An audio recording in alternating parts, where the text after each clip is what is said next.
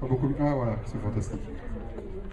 Donc bonjour à toutes et tous et bienvenue pour cet atelier numéro 2 qui sera en fait le premier pour parler des alternatives au plan d'affaires. Donc le sujet est d'actualité. Donc je me présente rapidement, je suis Olivier Huitmer, je suis le dernier sur la liste ici.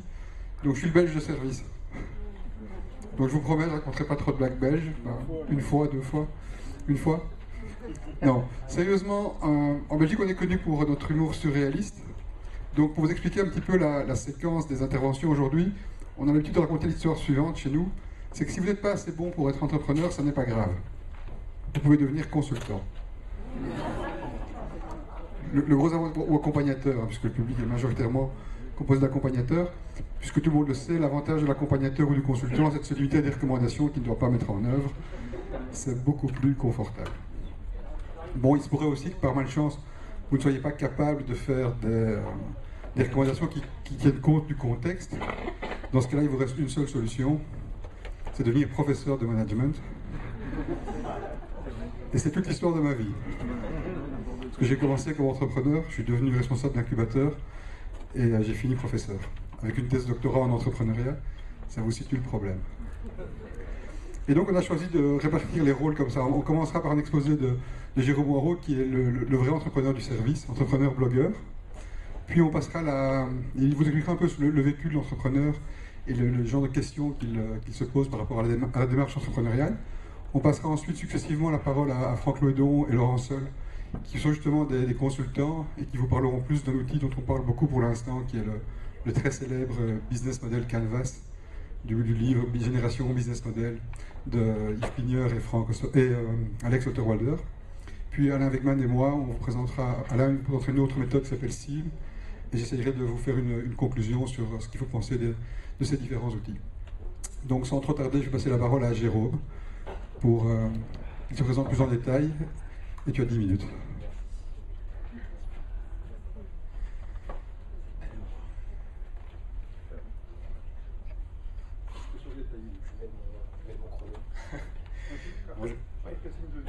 Ok, ça marche. Bon, bonjour à tous et merci d'avoir été aussi nombreux pour assister à notre atelier sur les alternatives du business plan. Alors, je m'appelle Jérôme Moirot et donc, en vrai entrepreneur, je ne sais pas qu'est-ce qu'être un vrai entrepreneur, en tout cas, je suis passionné par l'entrepreneuriat. Après, ça dépend ce que l'on entend par entrepreneur. Si ce qu'on entend par dirigeant d'entreprise, non, parce que je ne dirige personne. Je suis simple entrepreneur et formateur. En revanche, je suis imprégné de cet état d'esprit qu'est entreprendre, que ce soit donc entreprendre un projet ou entreprendre sa vie. Et donc, comme vous pouvez voir, donc, je suis assez jeune, ça fait que 2 ans que je suis diplômé, et à la fin de mes études, je me suis posé donc cette fameuse question, pourquoi entreprendre? Donc j'avais envie, j'avais cette envie quelque part de créer, de prendre ma vie en main, et à travers ce blog, donc Pourquoi entreprendre, dans lequel j'ai pu interviewer donc de nombreux entrepreneurs, j'ai pu avoir donc, on va dire 4 réponses assez universelles à cette question pourquoi entreprendre. Tout d'abord pour un besoin de liberté, avoir la sensation de se prendre en main, de prendre sa vie en main. Ensuite, par rapport à un besoin donc de créativité, de création, envie de créer quelque chose. Troisièmement, un besoin d'être utile, avoir la sensation d'être utile à la société, d'apporter quelque chose de concret. Et enfin, une envie d'apprendre, une envie de se développer. Et donc, cette question m'a mené en fait à créer ensuite Créa Présent, qui est une formation que l'on donne donc en école de commerce à France Business School actuellement. Donc, j'ai cofondé avec Julien Bourré, un professeur-chercheur, donc Fabrice Moléon, basé sur les compétences humaines, sur ce potentiel humain, et notamment ce potentiel à pouvoir créer. Et justement, donc, par rapport à mon parcours très rapidement, à la fin de mes études, j'ai intégré donc l'incubateur de mon école de commerce et donc été accompagné à travers cette institution. Et le premier réflexe de cette institution a été donc le business plan. Donc je m'y suis essayé et en fait je me suis rendu compte que ce n'était pas du tout adapté par rapport à ce que je voulais faire et par rapport à ce que je suis. Donc c'est par rapport à ce constat-là, donc l'impression d'être dans le flou, de ne pas avancer, d'être quelque part frustré parce que ça ne correspondait pas à ces valeurs de liberté et de créativité, que j'ai cherché donc, des alternatives. J'ai par exemple contacté Monsieur Ananou qui est parmi nous aujourd'hui pour assister à cet atelier. Donc certaines pressions aujourd'hui donc de parler devant vous aujourd'hui par rapport à la méthode Synop, ensuite donc méthode Lean, etc. Donc de très nombreuses méthodes. Et je me suis dit bon, pourquoi pas essayer. Et finalement, je me suis dit bon, après avoir essayé plusieurs choses, je n'ai toujours pas trouvé ce qui me convenait. Et ce que je me suis rendu compte, une crise assez existentielle, assez récente, c'était le manque de simplicité. Voilà, j'étais un entrepreneur qui avait envie de créer, mais je me rends compte que je ne savais pas ce que je voulais. Et donc c'est pour ça que je me suis posé des questions et me recentrer sur ce que j'avais déjà. Et ce que j'avais déjà, c'était pourquoi entreprendre. Alors, je me suis recentré sur ce que j'avais, notamment sur ce mot entreprendre, qu'est-ce que c'est? Et par rapport à ces nombreuses recherches que j'ai pu faire et ces interviews, j'ai pu leur dégager une certaine définition, on va dire, qui m'est utile. Donc, entreprendre, donc c'est quelque part, donc ça repose sur une personne déjà, donc un entrepreneur, une personne engagée dans un projet avec l'intention d'apporter des solutions à des bénéficiaires. En fait, pourquoi avoir choisi cette phrase pour me guider dans mon aventure entrepreneuriale? En fait, parce qu'elle contient plusieurs mots-clés forts. Déjà, personne. Voilà. Déjà, savoir se connaître, qui on est, quel type d'entrepreneur on est. Ensuite, engagé. À quel point cette personne, donc cet entrepreneur ou moi-même, je suis engagé dans mon projet. Voilà. Est-ce que j'y suis à plein temps, à mi-temps? Est-ce que j'y vais à fond, à moitié ou à 200%? Ensuite, quelle est mon intention? Est-ce que j'ai envie de faire du cash rapidement? Est-ce que j'ai envie d'apporter vraiment des solutions durables à un vrai besoin? Qu'est-ce qui m'anime derrière cette envie de créer? Solution? Oui, parce que lorsqu'on crée quelque chose, vaut mieux que ça répond à un besoin, donc à un vrai besoin, donc apporter des vraies solutions. Est-ce que ma démarche engagée va apporter quelque chose de nouveau et d'utile à des bénéficiaires? Et d'ailleurs, les bénéficiaires, c'est qui? On ne va pas dire que c'est le monde entier. Est-ce que c'est... Ouais, on va dire que c'est le marché. D'accord, mais non, précisément, c'est qui? On parlait d'humain tout à l'heure. Et c'est ça qui est intéressant, c'est d'essayer de visualiser qui sont ces personnes-là, à qui on s'adresse, quelles sont leurs réalités, quels sont leurs enjeux et leurs besoins. Donc voilà, donc je me suis dit, tiens, cette phrase-là m'est utile et j'essaie de me la répéter assez régulièrement dans les différentes phases du projet dans lesquelles je suis. Et aussi, donc, qu'est-ce que j'avais d'autre? J'avais donc pour entreprendre, le pourquoi. Et c'est vrai que, tout à l'heure, M. Ananou l'avait bien parlé, que le business plan était centré sur le comment. Donc moi, dans ces démarches-là, je me suis dit, alors comment je vais faire? Et à force de réfléchir sur le comment, sur le quoi, je me suis rendu compte, ok, mais je ne sais pas pourquoi je le fais. Ça n'avait pas de sens. Ça n'avait aucun sens pour moi, ça n'avait aucun sens pour les bénéficiaires, qui d'ailleurs, je n'ai pas pu bien identifier à l'époque. Donc je me suis dit, ok, on va aller au plus simple. Au plus simple, on va commencer par le pourquoi, on va essayer de donner du sens à la démarche. Alors tout d'abord, quelles sont mes différentes intentions que je peux avoir dans mes projets? Donc là, c'est valable pour tout. Hein. Le réflexe pourquoi, donc c'est valable pour l'entrepreneuriat, lorsqu'on va prendre une décision managériale, par exemple, mais c'est valable pour la vie de tous les jours. Par exemple, aujourd'hui, vous êtes ici, dans cet atelier numéro 2, mais pourquoi êtes-vous là? La question, pourquoi? Vous allez essayer d'y répondre. Si vous faites le tableau, par exemple, tout de suite, vous mettez intention de suivre l'atelier numéro 2. Pourquoi? Vous allez mettre parce que. Alors, parce que vous avez besoin d'en savoir plus sur ces nouvelles tendances, par exemple, parce que vous avez besoin d'être présent, parce que vous avez envie d'apprendre, ou parce que vous avez peur de vous ennuyer dans d'autres conférences, par exemple. Voilà, je dis, c'est vraiment par rapport à ce pourquoi-là, vous pouvez identifier, donc c'est un exemple simplifié à l'extrême, bien entendu, mais c'était pour mettre en relief le fait qu'en vous posant la question pourquoi, vous identifiez des besoins, vous identifiez des envies. D'ailleurs, lorsque vous entreprenez, est-ce qu'il vaut mieux se recentrer sur un besoin ou sur une envie, et des peurs. Donc déjà, à titre personnel, vous arrivez déjà à mieux vous comprendre. Qu'est-ce qui vous anime? Vos motivations. Et ensuite, pourquoi? Alors, pourquoi êtes-vous là? Pour vous améliorer? Pour quelle direction, quel but, quel objectif? Et c'est vrai que finalement, quand on est dans le comment, dans le business plan, des fois on perd de vue un peu cette mission, cette vision. On parlait de vision tout à l'heure. Et le fait de se rappeler pourquoi on le fait, on est guidé vers cette direction. Et c'est en ce sens que le réflexe pourquoi, quelque part, donne du sens, parce que vous retrouvez l'origine d'une motivation, le parce que, mais aussi un but, un objectif, un pourquoi, ce qui donne une direction finalement, ce qui donne du sens.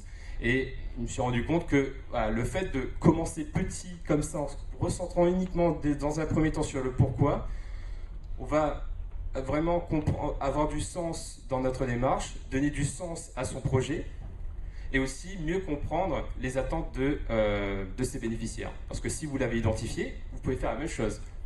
Quelles sont leurs intentions? Aujourd'hui, pour préparer ma conférence, je me suis demandé pourquoi vous êtes là. Si vous étiez là uniquement pour entendre des histoires, peut-être que j'en fais du storytelling pur. Si vous êtes là pour découvrir de nouvelles méthodes, donc je vais essayer de faire en sorte que mes actions suivent vos intentions. Et ensuite, quels sont vos objectifs? Donc ça permet de bien identifier vos besoins. Et lorsqu'un entrepreneur commence, déjà commencer là-dessus lui permettra donc de gagner du temps, parce que c'est simple.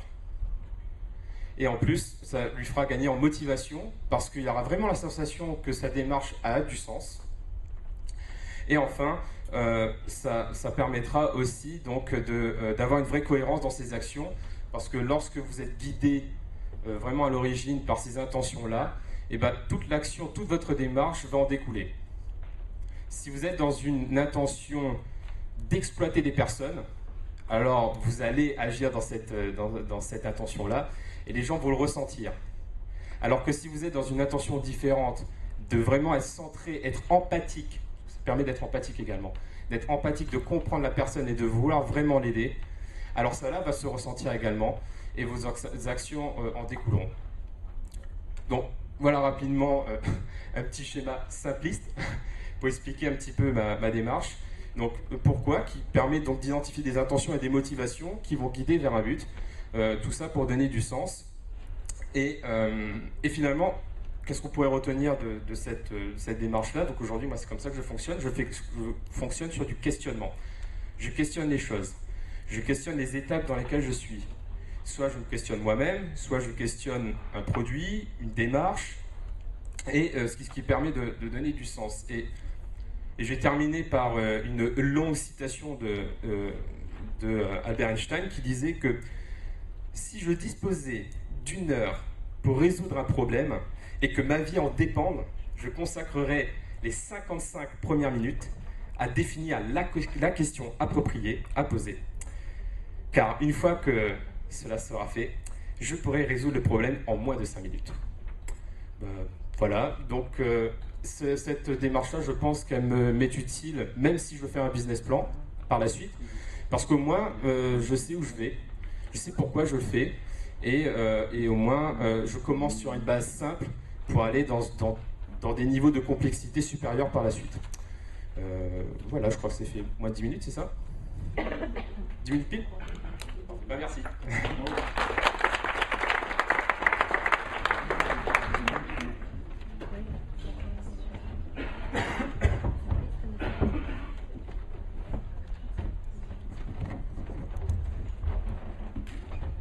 Bonjour. Alors, d'abord. Hop là, et voilà.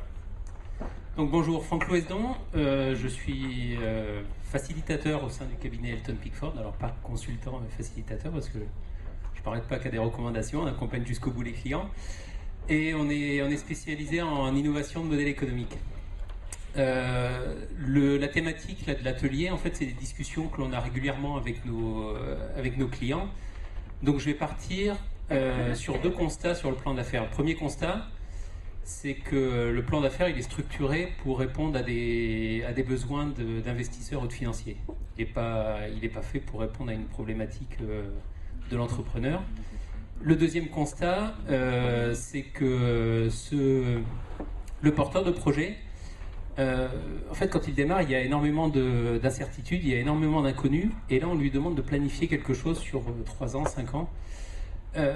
Donc, le langage qu'on utilise dans le business plan, dans le modèle d'affaires, lui est pas forcément familier. Donc, il se sent pas à l'aise, il se sent clairement pas à l'aise avec ça. J'ai jamais vu un porteur de projet qui était content d'écrire un plan d'affaires. Donc la question par rapport à ça, c'est comment on peut aider vraiment le porteur de projet ou le client. Donc, nous, une des approches qu'on utilise, enfin c'est la première approche que l'on utilise, c'est le business model Canva. Alors, je pense que vous en avez entendu parler. Je vais vous expliquer brièvement en quoi ça consiste et vous expliquer surtout pourquoi on l'utilise et quelles sont les caractéristiques que l'on aime bien mettre en avant. Et à la fin, je vous expliquerai aussi quelles peuvent être les limitations. Parce que ne vous attendez pas à tout faire avec le business model Canva quand même. Donc le Canva, il est constitué, l'avantage c'est qu'il est sur une feuille, constitué de 9 blocs. Ces 9 blocs représentent les composantes majeures d'un modèle économique. Donc pour simplifier, on a au centre la proposition de valeur, donc l'offre. Sur le côté droit, vous avez la partie client. Sur la partie gauche, vous avez la partie infrastructure. Et sur la partie basse, vous avez plutôt le côté viabilité financière. Ce document, comment on le remplit? On le remplit avec des post-it. Alors pourquoi des post-it? Moi, j'aime bien utiliser des post-it pour 2 raisons. La première, c'est que je travaille énormément sur des outils de créativité. En fait, on a une première idée, on pose un post-it, mais 5 minutes après, il y a une deuxième idée qui vient, donc ça permet de positionner, de repositionner, de changer et de faire évoluer les idées. Et le deuxième intérêt du post-it, c'est que sa surface d'écriture est faible. Donc généralement, j'utilise des petits post-it. Comme ça, un post-it, une idée, vous la transcrivez en 3 ou 4 mots. 3 ou 4 mots, vous êtes obligé de revenir sur un langage courant. Vous devez oublier les termes techniques et ainsi de suite. On arrive sur un langage courant. Donc du coup, à la fin, votre Canva, il est représenté, je vous montrerai à la fin à quoi ça peut ressembler, avec plusieurs post-it, avec des mots courants de la vie de tous les jours. Le gros avantage, c'est que la prise en main, elle est assez simple. C'est un outil très visuel, donc généralement, tout le monde arrive à se connecter assez facilement là-dessus. Avec qui on l'utilise? L'outil, on l'utilise avec tout type de clients. Là, on l'utilise que ce soit avec des entrepreneurs, avec des patrons de PME, PMI, avec des grands groupes. On l'utilise. Alors, vous pouvez l'utiliser à l'échelle d'une entreprise, mais vous pouvez l'utiliser aussi à l'échelle d'une entité, ou à l'échelle d'un projet, ou à l'échelle d'un produit. On peut l'utiliser pour des associations. Récemment, je l'ai utilisé avec des incubateurs et des pépinières. Enfin, on peut l'utiliser vraiment avec tout type de projet. Pourquoi on l'utilise? Alors, je vous ai sorti trois points majeurs. On a 2 objectifs majeurs avec cet outil. C'est de s'en servir comme outil de communication et comme outil de stratégie. Alors, outil de communication, c'est pour le premier point, définir un langage commun.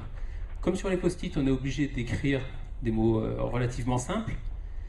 L'idée, pour le porteur de projet, là, c'est de décrire, de visualiser son modèle économique, de comprendre aussi les interactions que l'on peut avoir entre les différents blocs.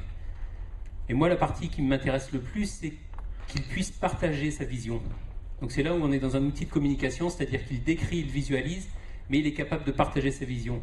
Donc c'est valable pour l'entrepreneur avec le financier qu'il a en face, mais au sein d'une entreprise, quand vous avez une équipe R&D, une équipe marketing, je peux vous dire que vous mettez un Canva en face, vous avez deux résultats complètement différents. Vous mettez les équipes en commun, on est obligé de définir un langage commun, on arrive sur quelque chose qui est compréhensible par tous. Bon, une fois que vous avez fait votre premier Canva, c'est bien, mais le monde n'est pas statique. Et généralement, il faut itérer, il faut enchaîner les Canvas, parce que le premier Canva, c'est la brique de départ, mais il faut le faire évoluer. Donc c'est là où on l'utilise comme base d'outils pour la partie stratégie, c'est émettre des hypothèses. Et ces hypothèses, on les teste, on les itère. Alors pourquoi faire ça? Pour essayer de voir sa problématique sous différents angles. Parce que l'entrepreneur, il est passionné. Généralement, il arrive avec un angle de vue. Là, nous, quand on le rencontre, on essaye de le forcer à avoir une approche un peu différente, et donc de changer d'approche. Donc tester des hypothèses un peu différentes. Après, on essaye de stresser un peu le modèle économique, c'est-à-dire essayer de voir comment on peut verrouiller le marché, comment on peut se différencier de la concurrence, comment on peut optimiser ses structures de coûts, et ainsi de suite. Donc là, pour chaque question que l'on pose, on pourrait sortir quasiment un canevas différent. Et donc c'est c'est pas rare sur une intervention d'une journée, à la fin de la journée, de se retrouver avec 10 ou 15 canevas différents. Bon, c'est clair que les 10 ou 15 sont pas pertinents, mais au moins il y a des idées à tirer sur chaque canevas. Et donc itérer et valider, ça j'en ai parlé. Donc on l'utilise vraiment à ce niveau-là. Pour moi, quelles sont les caractéristiques de ce canevas? Comment je le positionne? C'est vraiment pour avoir une approche globale. Donc là, on simplifie, on a une approche globale, c'est du assez haut niveau. Je le compare à un bouquin. Un bouquin, vous avez le titre, là c'est le titre du canevas. Dans le bouquin, vous avez des chapitres. Les chapitres, ce sont les 9 blocs. Et en fait, là ce que l'on fait avec les post-it, c'est faire un résumé de chaque chapitre. On ne descend pas dans un niveau de détail très profond, mais au moins on est capable d'avoir un résumé de chaque bloc, et ce résumé est compréhensible par tous. Deuxième point, il est centré sur le client. Ça, c'est la grosse différence par rapport au business plan, au modèle d'affaires, en fait, qui est fait pour les investisseurs. Là, on n'est pas centré sur le produit, on est vraiment centré sur le client. On met le client au milieu, et donc c'est pour ça que, par exemple, la proposition de valeur, le bloc qui est au milieu, c'est ça, la problématique, c'est pas pourquoi mon produit est le meilleur, c'est qu'est-ce que j'apporte au client, quelle problématique je cherche à résoudre. Et donc le troisième point pour nous là, qui est important, c'est que là, cette approche, pour nous, on l'utilise pour le porteur de projet. Elle n'est pas utilisée pour l'investisseur ou pour le financier ou pour quelqu'un d'autre. Non, c'est utilisé pour le porteur de projet, pour les personnes qui travaillent avec lui, donc ça peut être les personnes qui l'accompagnent ou les personnes de son équipe. Mais là, il est vraiment fait pour lui. C'est un outil pour lui et pas pour les autres. Donc, bon là les photos elles sont un peu stretchées, mais donc vous voyez par exemple là sur un canevas, on peut se retrouver avec des post-it un peu de différentes couleurs.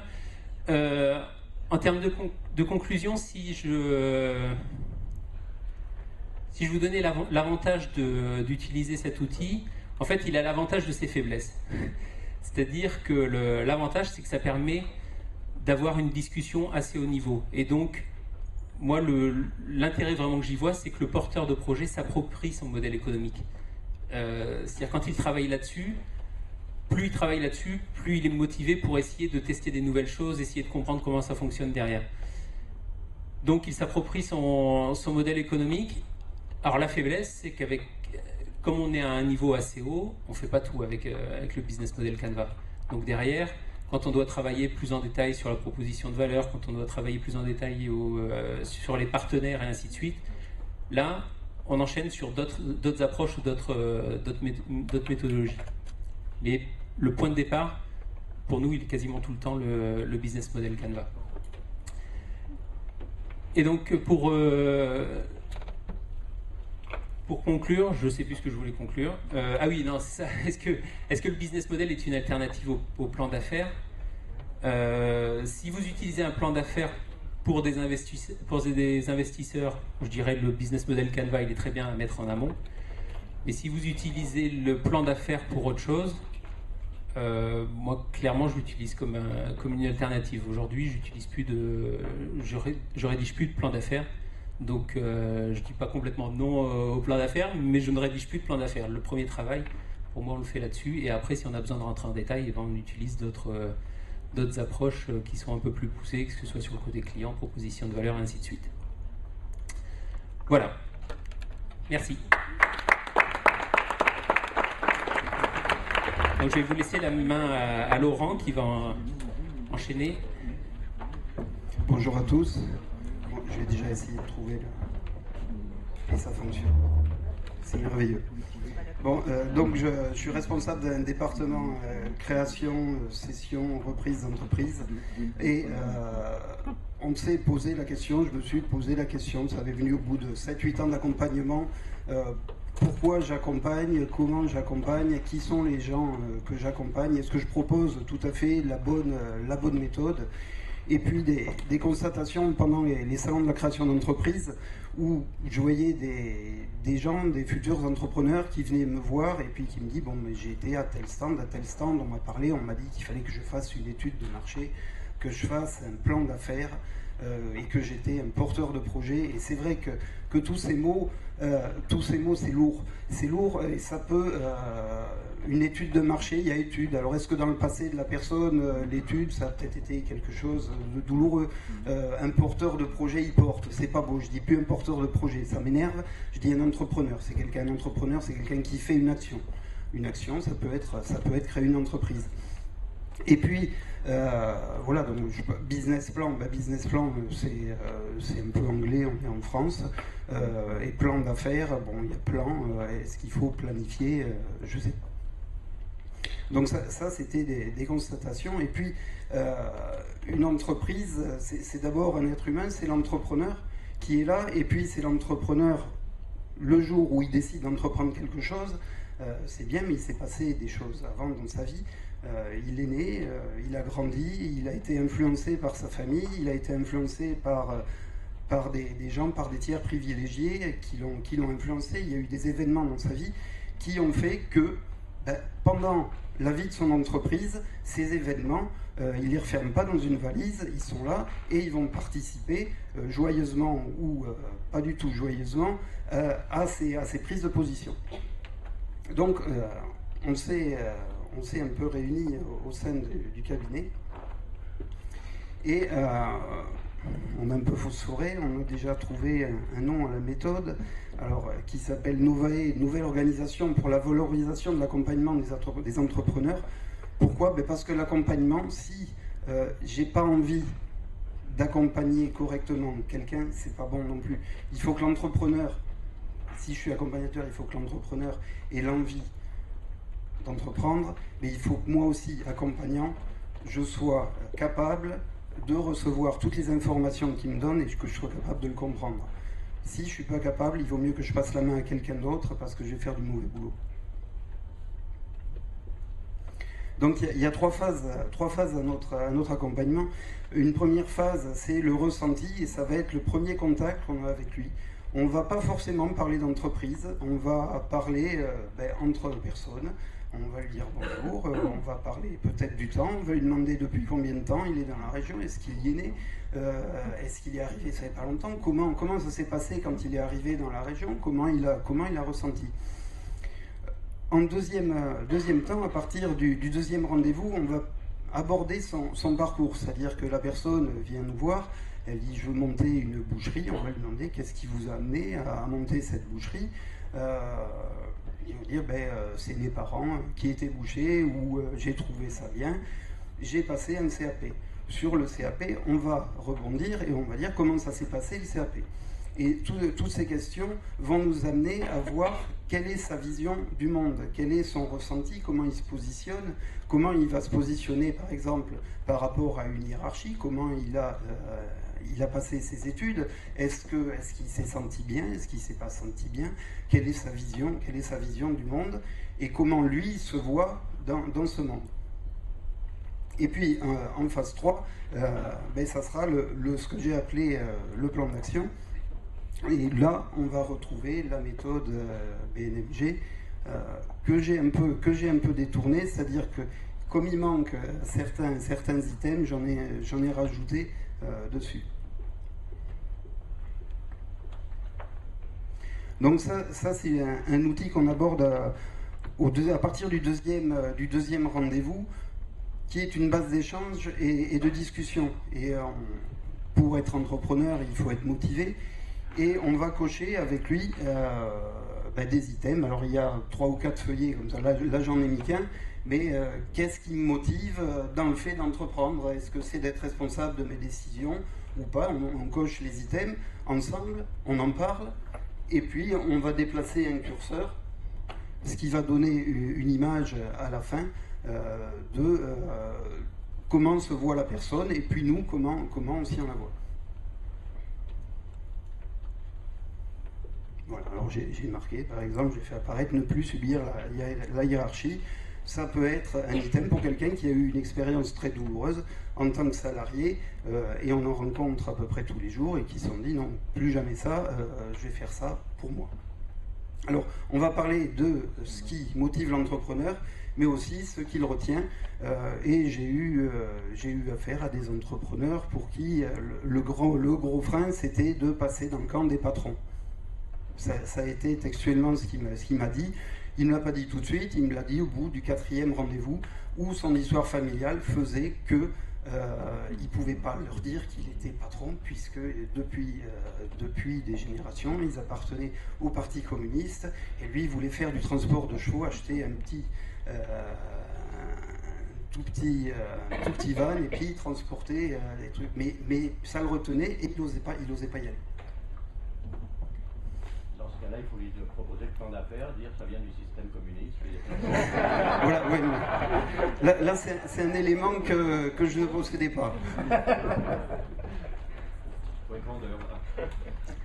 Donc on arrive au même schéma. Alors j'ai remplacé les items pour qu'ils soient colorés, pour qu'ils soient plus attractifs. Pourquoi? Parce que dans nos entrepreneurs, on a des personnes qui ne savent pas, qui savent pas lire, parce qu'on fait de l'accompagnement à 95%, même je vais dire à presque 18% d'entrepreneurs qui créent leur emploi et qui sont là parce qu'ils ne trouvent pas d'emploi et ils créent leur emploi et ils ne savent pas lire.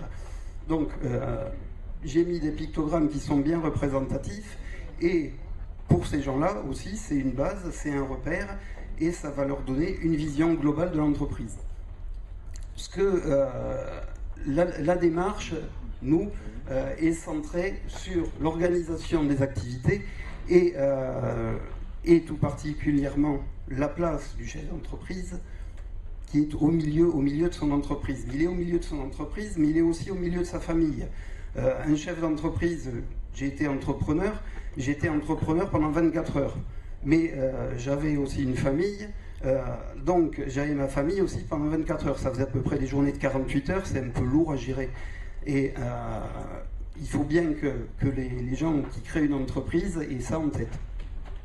Alors, c'est exactement la même chose. Hein. On va mettre en place un modèle économique, mais ce que je veux faire comprendre à l'entrepreneur, c'est qu'à chaque coup qu'il va déplacer quelque chose dans un des items, automatiquement, ça va impacter un autre. Et puis la réflexion à faire, c'est je suis entrepreneur, mais je suis aussi père de famille ou mère de famille. Si je suis mère de famille, je vais peut-être avoir l'insigne honneur d'accompagner les enfants à l'école. Ça, c'est une dédicace spéciale pour quelqu'un qui est dans la salle. Et il va bien falloir que je trouve une solution. Alors la solution, ça va peut-être être mon époux, mais ça va peut-être aussi être un partenaire. Et le partenaire, peut-être qu'il va falloir que je le paye. Donc il va me falloir aller puiser dans mes moyens et ressources qui je vais trouver, et ça va coûter des sous. À partir de là, je ne sais pas où j'en suis du temps. Il me reste 3 minutes. À partir de là, on va pouvoir aboutir, une fois qu'on a mis toutes les idées, l'idée en fait c'est d'aboutir, s'il y a besoin de financement, et il y a très très souvent besoin de financement, à faire un joli plan d'affaires pour aller présenter aux financiers. Sauf que le plan d'affaires, on ne l'a pas construit en suivant le plan d'affaires normal et puis la méthodologie où on passe par le 1A, le 1B, le 2, etc. et on descend. On a une vision globale et là, après la vision globale, on va faire du copier-coller et on va aller le coller dans le plan d'affaires. Alors, comment on procède? Nous, on ne met pas des post-it. On va écrire déjà sur l'autre des idées. Mais après, on va faire avec le futur entrepreneur, on va lui dire, vous allez réfléchir sur vos clients ou sur la façon de contacter vos clients, combien de temps vous pensez qu'il va falloir employer pour cette tâche. Et là, il va quand même avoir un début en se disant, bon, ben, je veux créer mon entreprise peut-être dans 6 mois. Je sais que j'ai 6 mois et là-dedans il va falloir que je remplisse à peu près toutes mes cases et que je prenne conscience que toutes les cases doivent être remplies. Donc je pense que je vais peut-être mettre 3 semaines. Et puis on met 3 semaines et on se dit je commence tout de suite ou je commence après. Alors ça, on le fait au départ, mais on ne le respecte jamais. C'est très bien, c'est formateur, hein, puisqu'on voit qu'on fait quelque chose et qu'on ne le respecte jamais. Donc déjà, ça met la personne en face des problèmes qu'il peut rencontrer. Et puis, les questions, bon, mais c'est les questions qu'il y a dans le modèle Canva, et c'est une aide à la réflexion, c'est une aide pour jeter ses idées, pour les mettre. Voilà. Donc à partir de là, on peut très bien faire un business plan. Mais parce qu'il faut quand même, je pense qu'on demande un business plan, et il faut produire un business plan à la fin. Si on veut des financements, j'ai rencontré encore très peu de financeurs qui ne demandent pas et qui me disent je veux pas en entendre parler. Voilà, et je pense que là...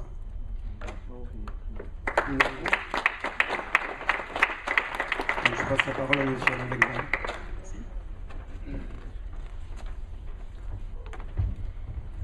Oui, bonjour. Alors, vous voulez les plans d'affaires. En fait, je ne vais pas tellement vous parler de ce problème-là, je vais plutôt vous parler de comment est-ce qu'on peut, comment je pense qu'on peut arriver à faire avoir une vision business qui est intéressante et convaincante. Je donne des cours de marketing et j'ai des étudiants et des entrepreneurs qui font des plans, et ils sont toujours, enfin pas toujours, mais très souvent très abstraits, et ça me gêne un peu ce côté abstrait et générique, un meilleur produit moins cher, c'est pas toujours excitant. Alors c'est un peu de ça que je vais parler. J'ai commencé par un transparence sur ma carrière professionnelle, parce qu'elle explique assez bien pourquoi je fais ce que je fais. En gros, j'ai travaillé en 77 sur 77, je suis suisse de la journée, vous l'avez remarqué, j'imagine, un éditeur de texte dans un traitement de texte, j'en parlerai tout à l'heure. Ensuite, j'ai rejoint en 84 Logitech, où j'ai fait des environnements de développement logiciel qui sont devenus Symantec Café, si vous connaissez. Et ensuite, j'ai travaillé sur le développement de souris et j'étais responsable du développement des souris. Et je suis assez content de celle-ci qui a été faite à 250 millions d'exemplaires. C'est assez cool, ça, la beauté de travailler dans ce genre d'entreprise. Ce qui est intéressant à Logitech, c'est que j'ai commencé, on était 8, quand je suis parti, on était 3000.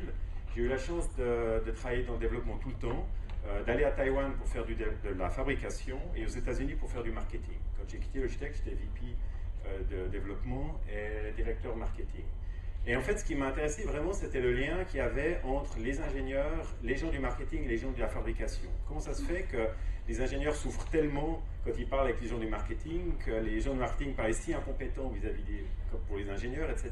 On saute les détails. Et en fait, j'ai rejoint en 97 les PFL, et en fait, toute mon activité d'enseignement, de recherche et aussi de conseil est autour de cette problématique. Alors ça, c'est pour ma quête personnelle, c'est vraiment d'arriver à faire que ces différentes personnes puissent mieux travailler ensemble. Alors pour ça, je raconte un tout petit peu plus l'histoire de Logitech parce qu'elle est, je pense, évocatrice. La première chose, c'est que Bobst, qui est l'entreprise qui a fait ce traitement de texte, en gros, ils ont eu l'idée de génie en 77, de créer le premier ordinateur portable. C'était 7 ans avant Compaq. Donc cette entreprise suisse, qui est à Lausanne, aurait pu devenir Compaq. Malheureusement, ils l'ont raté. Ce qu'ils ont fait à la place, ils ont fermé cette division, il y a eu un management buyout, et c'est devenu Logitech. Donc quelque part, Logitech avait un potentiel absolument incroyable. On s'est lancé ensuite dans le développement d'outils professionnels, qui étaient moyennement réussis, et Daniel Borel, comme il est quelqu'un de très raisonnable, si j'ose dire, enfin, c'est pas tout à fait, mais enfin, là je fais d'ironie, faisait un MBA aux États-Unis à Stanford et a réalisé qu'il y avait des gens en Suisse, dans le Jura suisse, qui fabriquaient des souris et des personnes qui en avaient besoin aux États-Unis. Et il s'est mis à les revendre complètement tout seul, chez lui, le soir dans sa cuisine, complètement à côté du business de l'entreprise. Et pour faire l'histoire courte, Apple et des gros comptes, HP aussi, sont venus et ont dit à Borel, bah tiens, c'est intéressant, vous faites des souris, si vous savez les développer vous-même et si vous avez une usine pour les fabriquer à Taïwan, on va vous les acheter chez vous. Et il est venu en Suisse et il vous a dit, hey gars, désolé, on arrête cette ligne de produits, on en a fait un spin-off, et on va se lancer dans la souris parce que visiblement il y a un marché beaucoup plus grand. Et c'était vraiment de l'opportunisme absolu, quoi. Il y avait vraiment une chance, une synchronicité incroyable qui était assez étonnante à ce moment-là. Là où l'histoire est devenue folle, c'est qu'on faisait des souris pour Apple, on était les seuls fabricants à faire des souris. Compaq a décidé de bundler Windows, et du coup, le marché de la souris a décuplé. On était les seuls fabricants, pas de pression sur les prix, bingo, Logitech est devenu extrêmement riche et successful. Et voilà, donc c'est ça en fait le début de l'histoire. Et c'est là que ça s'est gâté, bien sûr, parce qu'à ce moment-là, on s'est dit on va venir une compagnie à 1 billion, the $1 billion company, c'est un gros mythe ça. Et donc on va faire des périphériques pour les utilisateurs de PC. Et on s'est lancé dans tout ce qu'on voit sur cet écran, ça c'est ce qu'ils font maintenant. À l'époque on avait la même chose, c'était moins design. Et devinez qu'est-ce qui s'est passé? Il s'est passé des choses très désagréables, on a quasiment fermé l'entreprise. Parce qu'en fait, périphérique, ça ne veut rien dire. Un clavier, ça n'a rien à voir avec une souris, qui n'a rien à voir avec une carte son, avec un écran. Les claviers, par exemple, ça ne se vendait pas du tout. Personne ne savait pourquoi on pourrait racheter un autre clavier. Les cartes son, les concurrents étaient différents. Les écrans, c'était gigantesque, on ne savait pas les vendre, les gérer, etc. Le PC user était très abstrait. Et donc, ça s'est très très mal passé. Et ça, c'était la problématique qu'on a eue. C'est comment ça se fait qu'on réfléchissait à ce niveau d'abstraction aussi haut? Et ça, c'est un point qui m'a beaucoup intrigué dans mes travaux successifs. Donc, comment est-ce qu'on peut faire pour que, même dans une entreprise qui, a priori, était raisonnable et avait du succès, éviter d'aller dans des niveaux aussi stratosphériques de réflexion? Alors, pour la petite histoire, vous pouvez aller lire le Product Introduction Plan du Mac. C'est assez sympa à lire, c'est très chouette d'ailleurs. Ce qui est très intéressant de voir, c'est que le Marketing Plan, il se appelle Product Introduction Plan. Et c'est vraiment très très précis sur comment ils vont l'introduire. Donc on voit que le plan a été écrit dans un but très précis. Pas d'obtenir de l'argent financier, mais d'expliquer aux gens comment mettre leurs actes ensemble. Alors, pour amener à mon message principal d'aujourd'hui, je vais vous montrer l'exemple. En fait, j'ai croisé cette personne, elle s'appelle Loli, elle habite Paris. Elle était juriste dans une entreprise de musique. Et en fait, elle a reconversion d'emploi. Et elle se lance dans la cuisine végétarienne crue, sans gluten. Voilà. Et on a un gâteau ici qui a ses propriétés derrière. Et en fait, c'est un marché intéressant. Et je me suis dit, comment est-ce qu'on pourrait essayer d'imaginer, de décrire son business avec en fait l'approche qu'on a imaginé de faire. Alors ça se présente comme ça, on ne va pas regarder ça. Demain, il y a un atelier où on va aller dans le détail du modèle. Ça, c'est ce que je me suis amusé à faire. Enfin, on s'est vu dans une pâtisserie sans gluten. Et on a dessiné ce modèle. Je vais vous montrer un tout petit peu à quoi ça ressemble. Alors ça ressemble, c'est un peu la même idée que BMG. Yves Pigneur est d'ailleurs un ami, on habite à 1 kilomètre l'un de l'autre, à peu de choses près. Donc on se connaît très bien. Et on a en fait des a priori un peu différents sur la chose, mais le fondamental est le même, c'est qu'on design le business. Alors là, ce qu'on voit, c'est qu'on voit en fait les entreprises, entre autres Lollipop Kitchen, qui est l'entreprise de cette personne, avec ses partenaires. Ici, on voit le client, ses partenaires et les régulateurs. L'idée qu'elle avait à l'origine, c'était de faire de la cuisine nomade, street food, et donc elle avait un camion, c'est pour ça que j'ai mis le camion ici.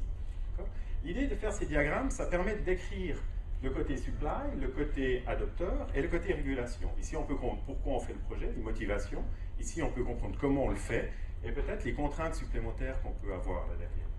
Alors, ce qu'on voit, c'est que quand on commence à faire ces dessins-là, ils sont souvent très très abstraits, très vagues. Là, ça va à peu près, et ça c'est standard. En général, on sait avec qui on travaille. Là, on sait moins. Et là, on ne sait pas du tout. Alors, pour faire court, régulateur du meeting, rien eu. Ce qui se passe, je prends le métro. Dans le métro, je tombe sur cette affiche. Comme j'avais été sensibilisé au problème de camions et de Paris, on voit dans cette publicité que la ville de Paris fait la pub qu'il n'y aura plus de camions à Paris.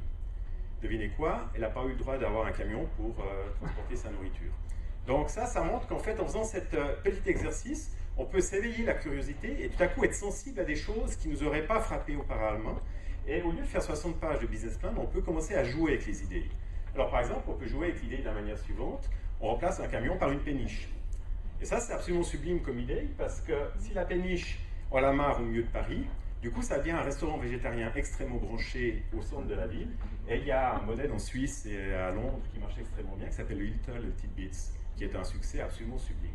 Donc on voit que les problèmes, si on arrive à jouer avec, on peut les transformer. Et ça, c'est un peu ce qu'on essaie de faire ici. Mais ça se passe que si on est concret. On doit être abstrait pour comprendre ce qu'on cherche et concret pour avoir des évidences et des idées. Ensuite, si on regarde au niveau des clients, là c'est encore plus abstrait puisqu'on dit la saveur, c'est ce qui me motive. Si on regarde un tout petit peu plus, par exemple, pourquoi on mange la cuisine végétarienne, cet article est assez étonnant puisqu'il explique que le cholestérol ne vient pas du gras qu'on mange, mais vient en fait d'un produit qui est dans la viande, qui s'appelle la caritine, je crois, qui est transformé par l'estomac en un autre produit, transforme la graisse en cholestérol. Donc en fait, c'est le fait de manger de la viande rouge. Alors pas que ma présentation devient très militante pour les végétariens, donc c'est pas le but. Accessoirement, je suis végétarien, mais bon, mais c'est pas le but de la présentation. Mais enfin, toujours est-il que ce qu'on voit ici, c'est que vraiment la viande a quelque part une incidence sur la santé, et du coup, on peut commencer, pardon, j'ai dévoilé ma prochaine carte, on peut commencer à vraiment préciser beaucoup mieux le rôle du client. Comme ça, je vous ai montré un peu comment on peut jouer avec ces dessins qui sont un petit peu plus précis que ceux du Business Canva, mais qui ont la même idée, et en allant collecter des évidences, des preuves et des photos. Encore 44 secondes. À présent, ce qu'on peut s'amuser à faire aussi, ce qu'on a aussi fait, c'est qu'on a fait des business plans en Lego. Ça, c'est très très chouette. Alors ici, on a par exemple la personne, elle était là, on la voit ici, il y a des gens de Trade Your Mind qui sont là. Ici, on voit les mangeurs de viande, et ça c'est le bon pour les convertir. Ça, c'est les mangeurs de viande, donc on les prend de santé. Des fois qu'on ne le savait pas. Et là, c'est ceux qui veulent protéger les animaux. Et ça, c'est un segment qu'on a imaginé pendant la session. On s'est dit, bah tiens, peut-être dans les zoos, il y aura un marché. Et en fait, non, il n'est pas dans les zoos, le marché. En fait, le lendemain, on a vu, à Genève, il y avait une Veggie Pride. Et en fait, il y a tout un segment de marché aussi qu'on peut adresser à l'aide de ça. Donc, on peut vraiment jouer, faire ce va-et-vient entre conceptuel et autres. Et avec la méthode qu'on a imaginée, on peut vraiment aller segment par segment. Il y en a beaucoup, beaucoup de segments, parce qu'en fait, on cherche vraiment à comprendre pour chaque cas, qu'est-ce qu'on pourrait faire de vraiment très spécifique. Pour aller un tout petit peu plus loin encore, on peut s'amuser, et ça c'est en fait le frère d'Ispineur qui le fait, qui est assez amusant comme coïncidence. Lui, il a carrément enlevé le camion du food truck et il dépose le restaurant sur les bâtiments. Alors ça, c'est un restaurant qui était posé sur un bâtiment à Bruxelles, je crois. Il était aussi posé à Londres et à Milan. Et c'est une variante assez jolie de la même genre d'idée. Donc on voit qu'on peut vraiment commencer à jouer avec ce genre de choses. Alors ma conclusion ici, c'est que ce qui est vraiment très très utile pour moi, et ce que j'essaye de donner comme message, c'est qu'il faut vraiment comprendre concrètement le contexte. Concrètement, ça veut dire qu'il faut vraiment aller au niveau de détail où on voit les humains, on voit ce qu'ils ont besoin et comment on les met ensemble. Donc je reviens en fait à ce qui a été dit précédemment. Et c'est pour ça que j'ai à la fois des croquis, qui est un moyen très rapide de faire une esquisse, et des photos. Et pour moi, les photos sont extraordinairement importantes. Et le deuxième point qui est clé, c'est qu'il faut ressentir les émotions. Donc, par exemple, ici, ce qui est assez génial, c'est de voir cette cuisine, de la goûter. Et ça, c'est vraiment une expérience très, très importante. Après, on peut se dire, est-ce que c'est fondamental, ce que je vous dis, ou est-ce que c'est un gadget? Alors, en fait, il y a quelque chose d'assez fondamental là derrière. Dans le passé, les cognition, c'est ce mot compliqué, ceux qui étudient la connaissance disaient le cerveau c'est un ordinateur, ça calcule et ça fait des symboles et des raisonnements logiques. Maintenant, cette théorie, elle est un peu tombée en désuétude parce qu'on a vu que les ordinateurs n'arrivaient pas à être aussi forts que les humains. Et en fait, ce qu'on a réalisé, c'est qu'on a en fait un cerveau qui travaille parce qu'on comprend la situation dans laquelle on est, et ça c'est un article fondamental là-dessus, bon il est en anglais malheureusement, donc c'est Situatedness, et donc on est très très important de comprendre le contexte.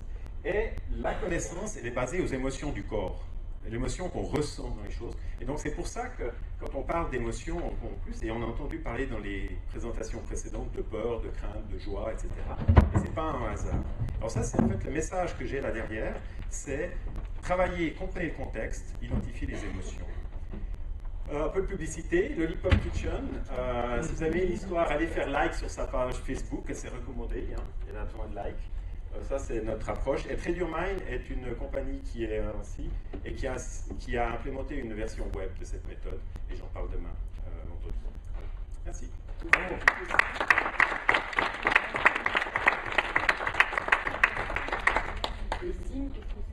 Ah, SIM, c'est le nom de la méthode. Normalement, ça s'appelle Systemic Enterprise Architecture Method. Mais ça ne veut rien dire, ça. L'idée, c'était SIM, c'est la couture, en anglais.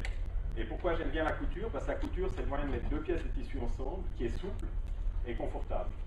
Donc on apprend aux gens à mettre, par exemple, les ingénieurs et le marketing ensemble, comme dans ma chemise, par exemple, une couture qui est très agréable. C'est pas de problème. Donc si, c'est le nom là. Et c'est le nom de la méthode qu'on a développée. Merci. Bon, alors, moi, ce que je vais essayer de faire, c'est d'essayer de conclure. Comme l'heure avance, vous savez que les Belges ont des histoires de une fois, deux fois, une fois. Et donc, j'essaie de faire ça en 4 points. Comme ça, vous pouvez suivre plus facilement et voir combien de temps il vous reste à subir les exposés avant de pouvoir poser vos questions. Donc, mon exposé, c'est 4 points à garder à l'esprit. Alors, la première chose, j'espère que c'est clair maintenant pour à peu près tout le monde. Le procès a lieu demain, mais on peut déjà le dire. l'entrepreneuriat, ce n'est pas écrire puis exécuter un plan d'affaires.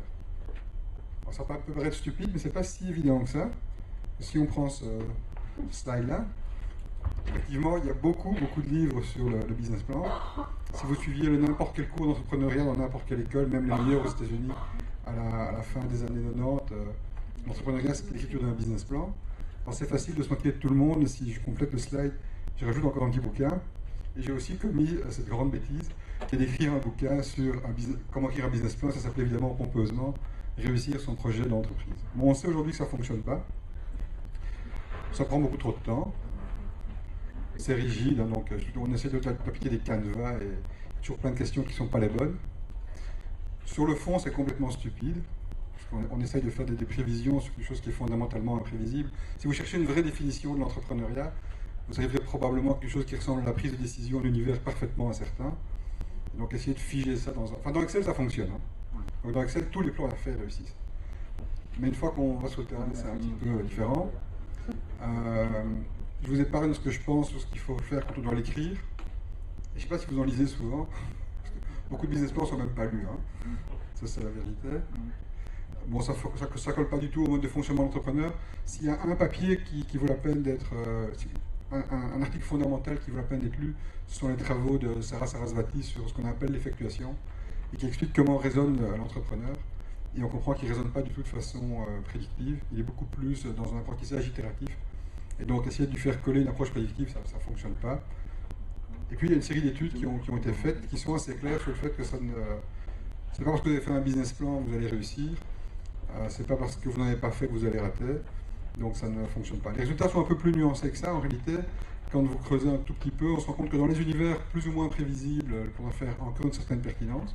Donc si par exemple vous voulez ouvrir un nouveau restaurant, il y a beaucoup de projets qui sont les food trucks, les camions de nourriture en français. Ça a beaucoup de succès. Effectivement, dans ces cadres-là, le plan d'affaires fonctionne. Si vous voulez lancer une nouvelle souris, enfin, je ne sais pas quel est l'avenir de la souris, c'est pas évident que vous allez réussir à faire quoi que ce soit. En fait, l'entrepreneuriat, c'est quoi? On peut revenir à l'exposé tout à l'heure. L'entrepreneuriat, c'est à propos des entrepreneurs. Donc, il ne faut jamais perdre ça de vue. C'est à propos des gens et rien d'autre. Alors, deuxième point, c'est on raconte souvent que si on vous donne un marteau, tout ressemble à un clou. Je ne sais pas si vous avez déjà fait l'expérience. Et c'est ce qui s'est passé avec le business plan. Hein. Donc on a expliqué à tout le monde que le business plan était le bon outil, donc on a voulu faire des business plans sur tout. Aujourd'hui, on a juste un peu plus de clous, un peu plus de marteaux. Et donc ce qui se passe, c'est que vous avez des méthodes. Et j'ai un point de vue assez positif sur les méthodes. Une des raisons pour lesquelles on m'a demandé de venir ici, je me dis pourquoi on m'a demandé à un Belge de venir ici. Je me suis dit, tiens, c'est parce qu'ils veulent faire international. Puis j'ai regardé, il y avait un Canadien et un Suisse, donc je me suis dit, le Belge, c'est peut-être le moins cher, mais bon, quand même. C'est une façon facile pour les Français d'avoir une dimension nationale, c'est d'inviter un Belge. On m'a invité, parce que je me suis occupé avec Alain Fayolle du numéro spécial sur le plan d'affaires que vous avez dans vos mallettes. Donc on a passé beaucoup de temps là-dessus, et vous verrez qu'une bonne partie des différents chapitres sont consacrés à différentes méthodes. Il y a notamment un article sur Synop. Il y a l'introduction du livre de Steve Blank, qui fait la synthèse entre Business Model Generation et Lean Startup. Il y a d'autres méthodes qui sont présentées, et ça commence par un résumé de ce que c'est qu'Effectuation. Donc, à mon avis, ça fait une bonne lecture. La difficulté qu'on a aujourd'hui, c'est qu'en fait, et Claude en fait partie, chacun a développé sa méthode, il vient expliquer que sa méthode est la bonne. Alors, c'est pas mal. Et honnêtement, ces outils sont bons, je vais y revenir. Mais on oublie un peu de parler des limitations. Le meilleur exemple, c'est Lean Startup. Lean Startup, parce qu'Eric n'est pas là aujourd'hui, donc on peut en parler à l'aise. Donc lui, il explique qu'il ne faut pas faire des business plans, il faut suivre la méthode Lean. Je vous défie de trouver une seule étude qui montre que Lean donne des meilleurs résultats que le business plan. Vous ne trouverez pas. Hein. Donc il y a une conviction profonde que Lean donnera des meilleurs résultats que le business plan. Il n'y a personne qui est capable de vous le démontrer. Ça va venir, donc il y a des études qui vont être faites, mais ça va être très compliqué à faire, puisqu'il faudra comparer des entrepreneurs qui ont fait un business plan, des entrepreneurs qui ont suivi la méthode Lean, et voir si l'un fonctionne mieux que l'autre. Donc ça veut dire qu'on demandera à 50% des gens de se tromper. Donc je ne sais pas comment on va faire. Mais, bon, si vous appliquez tous ces outils, c'est tellement d'expliquer aux gens comment vous avez un plan d'affaires, mais s'il faut maîtriser tous les outils avant d'y arriver, ça ne va pas aller plus vite. Certains de ces outils sont relativement longs à maîtriser. Alors si je prends toujours le cas de Lean, parce que c'est probablement le plus populaire pour l'instant, Lean, tout de suite, ce qui est important, c'est le client. Donc très vite, on vous encourage à interagir avec le client. Ça paraît être une bonne idée, hein. Je suis entièrement d'accord. Il y a un truc qu'on ne vous a pas dit, c'est quel client. Donc, est-ce qu'il faut d'abord aller voir plutôt des early adopteurs ou des innovateurs ou des clients matures? Et quelle différence il y a entre aller voir l'un et l'autre? On ne s'est pas trop posé la question. Je peux vous assurer que si vous n'avez pas allé voir la bonne catégorie de clients avant de commencer, vous allez avoir des soucis. Mais ça on a oublié. Si vous prenez BMG, donc Business Model Generation, très bel outil. J'aime bien l'évolution qui a été faite en Suisse. La dimension environnement n'est pas très présente.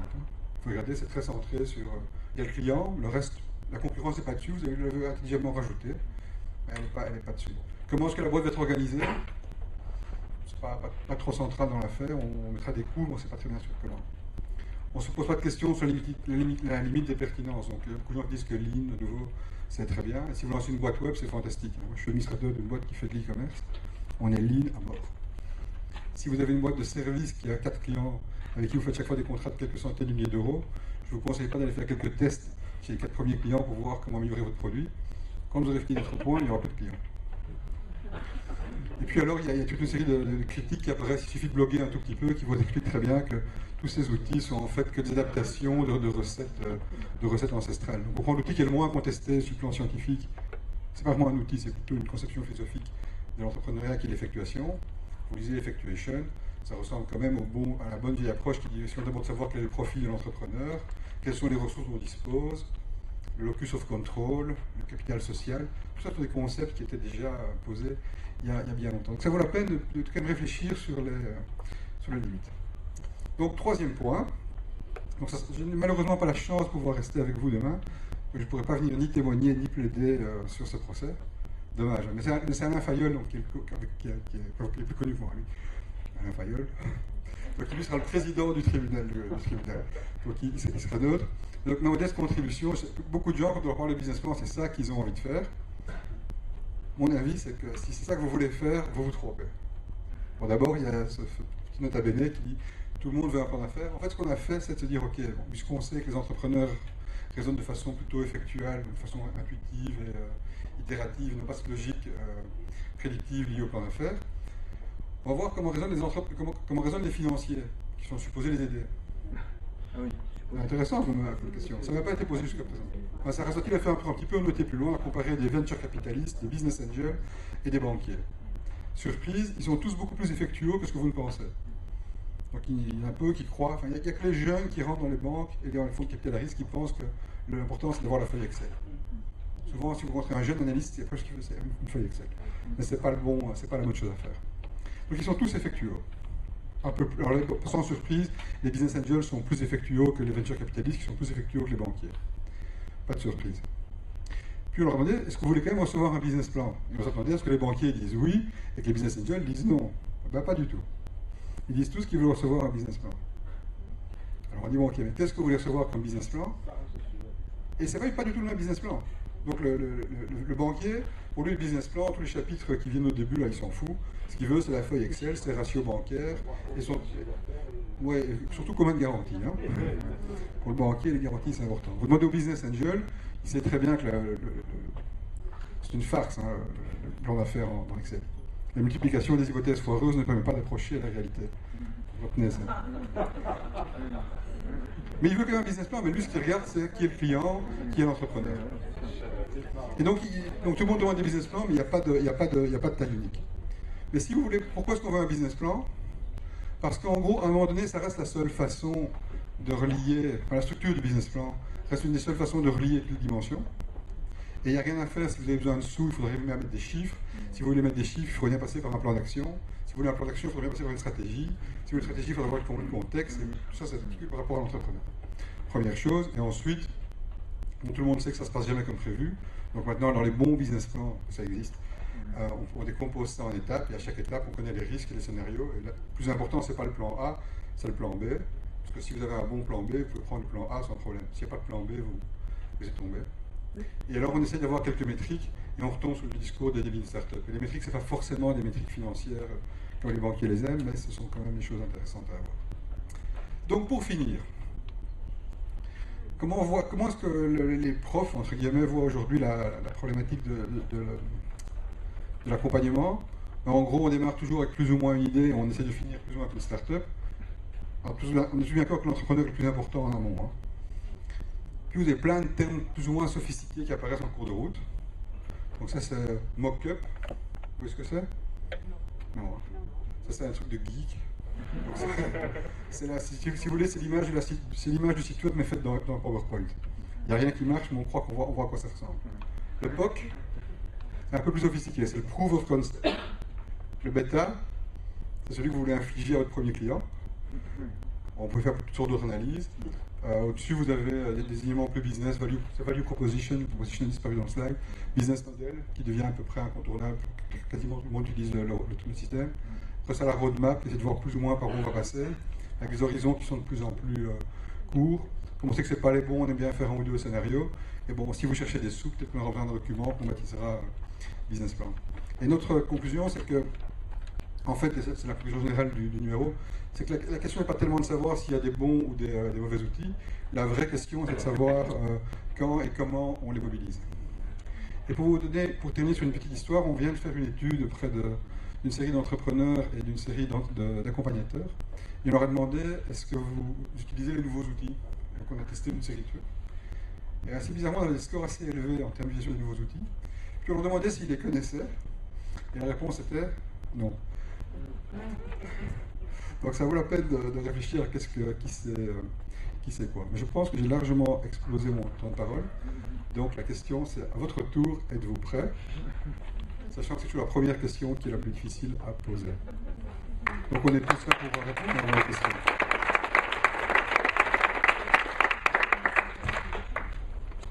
On a un petit quart d'heure pour la... Vous avez remarqué que comme on est en Suisse dans le groupe, on a une précision remarquable sur le timing.